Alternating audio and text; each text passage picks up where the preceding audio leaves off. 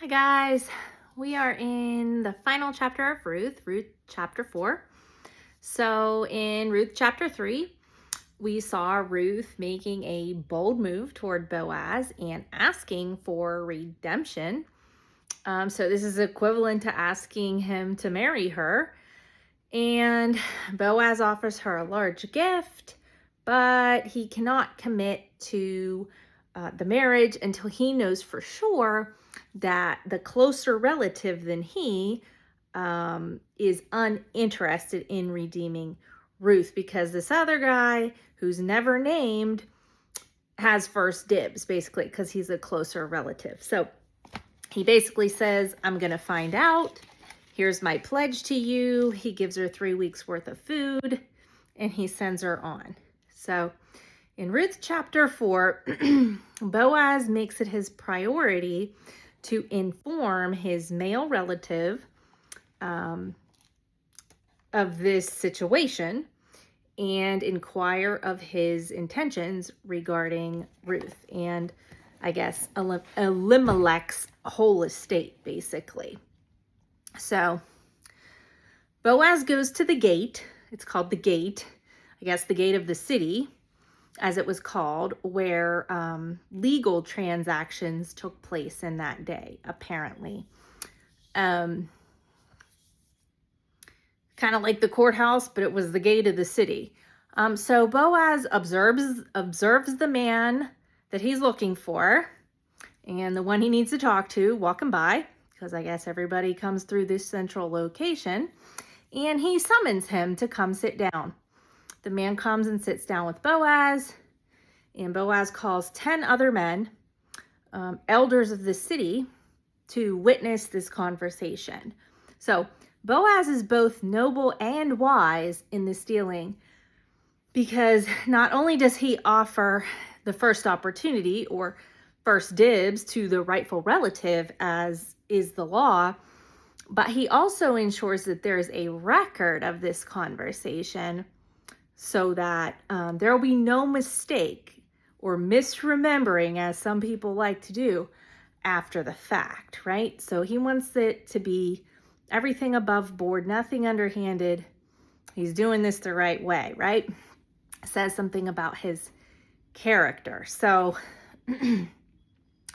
Boaz then informs the male relative of Naomi's return, of whom he would be aware of who she was, because she was in the family, right? She was married to one of his relatives. And apparently there was land belonging to Elimelech, which we had not been told about previously. And he asks the man if he wants to redeem the land. He does not initially tell him about Ruth or the widow. He just asks him if he wants to redeem this land. And the male says, yes, I'll redeem it. But then when Boaz informs him of Ruth, the widow, whom he will also have to redeem with this transaction, this unnamed man declines. And he changes his mind about this offer.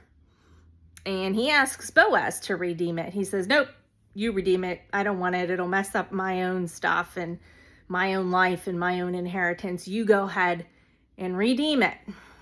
And they sealed the deal by taking off their sandal and handing it to the other, which I guess was like a handshake or a sign on the dotted line kind of custom in those days.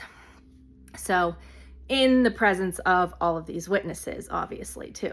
So Boaz declared to everyone there that they were indeed the witnesses of this, and that he was going to redeem all that had belonged to Elimelech and his family, including Ruth. The witnesses offered blessings and a hope that he and Ruth would bear children and offspring. So next, Boaz and Ruth get married. Isn't that nice? It's a happy ending. And Naomi actually becomes the child's nurse. Well, Ruth gets pregnant right away, I guess. And she delivers a baby named Obed. He's his son. And Naomi becomes the nurse. So The child, Obed, is going to become the grandfather of King David. That's pretty amazing, actually, considering Ruth was a Moabite. She was not part of Judah, and she didn't come from Bethlehem, and the Moabites were kind of like outcasts at that point, so there was a lot of corruption there. But Ruth was redeemed, and Naomi was restored, and Boaz was respected. And it was all because one woman and one man, but one woman, who's we're talking about is Ruth here, was loyal. She was loyal to her mother-in-law. She was willing to follow her to a place where she could follow God, the true God. And I suspect that if Ruth had gone back to her family in Moab, as the other daughter-in-law did, Orpah did, she may have fallen back into the corruption or idolatry that the Moabites were known for. But instead, Ruth chose to follow Naomi and follow the true God of Abraham. So it's interesting to note, though, and I think it's something like that we should think about. Ruth could not redeem herself. But what she could do was position herself in a better place in order to be redeemed by someone who could redeem her. So she could be faithful. She could be loyal to the family that she already had. She could be humble. She could be bold about approaching the family that she was seeking. And she could be hardworking and kind while she waited for what she hoped. And all of those things we saw her do over these past 4 chapters. So while a Moabite woman was not a likely candidate for being the ancestor of Jesus Christ and in his line, Ruth had a heart that allowed God and enabled God to raise her up for just such an honor. And so it just makes me think, won't he do the same for anyone who lives in the ways that we've watched Ruth display here? And I think the answer is obviously yes. We cannot redeem ourselves any more than the man in the moon, but we can position ourselves and our lives in such a way that we might be redeemed the very moment that we're ready to request that redemption, just like Ruth did. So I hope that was helpful. I did enjoy Ruth. I hope you liked it. I hope it was helpful, and you guys have a good day.